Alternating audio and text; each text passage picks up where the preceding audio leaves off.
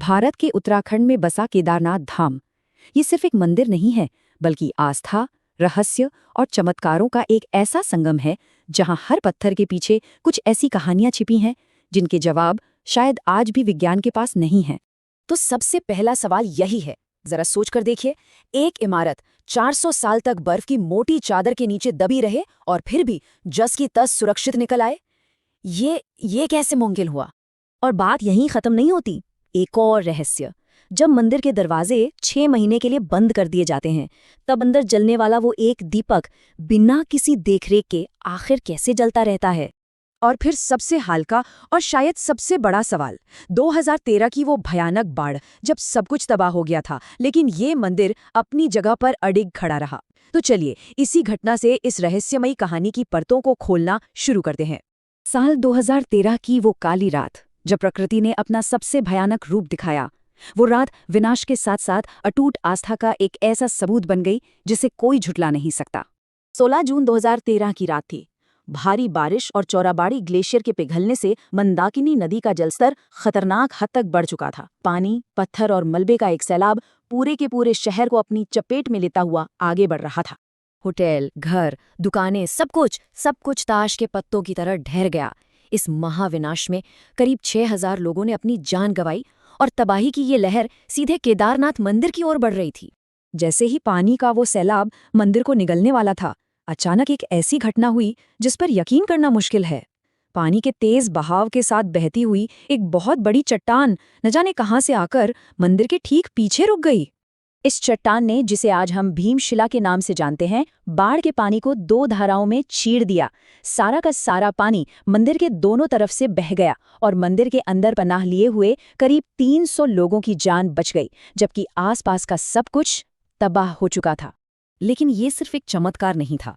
मंदिर के बचने का राज उसके निर्माण में छिपे एक प्राचीन रहस्य की तरफ भी इशारा करता है। आखिर इसे इतना मजबूत बनाया कैसे गया था कि ये इतनी बड़ी प्रलयकारी बाढ़ को भी झेल गया? इसका जवाब है इंटरलॉकिंग तकनीक। हजारों साल पहले कारीगरों ने भारी पत्थरों को इस तरह से तराशा था कि वो एक दूसरे में किसी पहेली के टुकड़ों की तरह एकदम फिट हो गए, बिना सीमेंट के।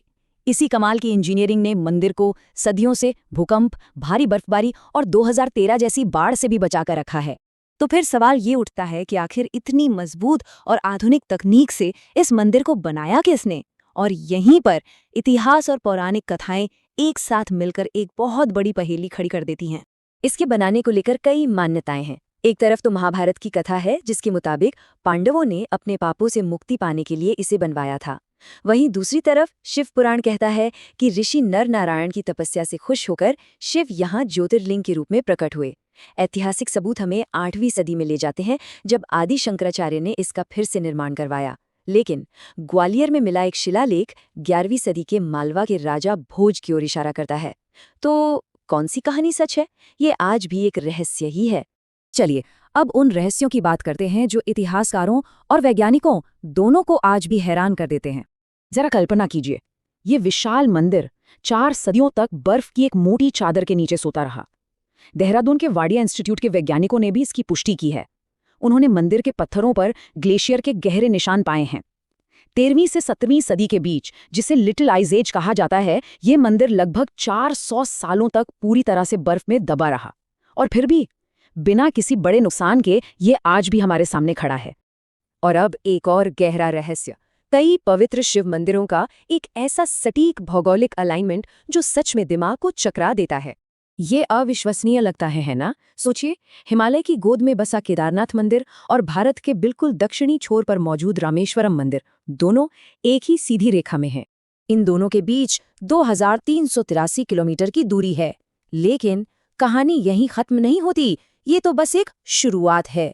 ये कोई संयोग नहीं लगता, क्योंकि इन दोनों मंदिरों के बीच 5 और महत्वपूर्ण शिव मंदिर कालेश्वरम, श्रीकालहस्ती, एकम्बरेश्वर, अरुणाचलेश्वर और चिदंबरम भी ठीक इसी देशांतर रेखा यानी 79 डिग्री ईस्ट लॉन्गिट्यूड पर बने हैं। और तो और इनमें से 5 मंदिर सृष्टि के 5 मूल तत्वों का प्रतिनिधित्व करते हैं: पृथ्वी, जल, अग्नि, वायु और आकाश। ये एक लौकिक नक्शे जैसा है जिसे धरती पर उकेरा गया है। सबसे बड़ा सवाल तो यही है, हजारों साल पहले जब कोई सैटेलाइट या जीपीएस नहीं था, तब हमारे पूर्वजों ने इतनी सटीकता से इन मंदिरों को एक सीधी रेखा में कैसे बनाया? क्या ये सिर्फ एक इत्तेफाक था या फिर किसी गहरे प्राचीन ज्ञान का सबूत? और अब उस सवाल पर वापस आते हैं जो हमने शुरू में उठाया था। जब मंदिर कड़ाके की सर्दियों में 6 महीने के लिए इंसानों के लिए बंद हो जाता है, तब अंदर आखिर होता क्या है? पौराणिक मान्यताओं के अनुसार जब इंसानों की पहुंच वहां नामुमकिन हो जाती है, तब देवता खुद भगवान शिव की पूजा करने आते हैं। कहते हैं यही वजह है कि कपाट बंद करते समय जलाया गया एक दीपक 6 महीने बाद कपाट खुलने पर भी जलता हुआ मिलता है। आस्था का ये चमत्कार, इसे अखंड ज्योति कहा जाता है। इस मंदिर की कहानी में एक और दिलचस्प पहलू जुड़ा है और वो है इसके भविष्य से जुड़ी एक भविष्यवाणी। पुराणों में ये कहा गया है कि एक दिन जब नर और नारायण पर्वत आपस में मिल जाएंगे तो केदारनाथ का रास्ता हमेशा के लिए बंद हो जाएगा और उसके बाद भविष्य बद्री नाम के एक नए तीर्थस्थल का जन्म होगा। ये भविष्यवाणी हमें समय के विशाल चक्र की याद दिलाती है। भीमशिला का चमत्कार, 400 साल की बर्फ की समाधि, वो दिव्य अलाइनमेंट और अखंड ज्योति, ये सब हमें ये सोचने पर मजबूर करते हैं कि क्या आस्था और विज्ञान के बीच कोई ऐसी कड़ी है जिसे हम अभी तक समझ ही नहीं पाए हैं? इन रहस्यों का असली जवाब क्या हो सकता है? ये सवाल शायद हमेशा एक रहस्य ही बना रहेगा।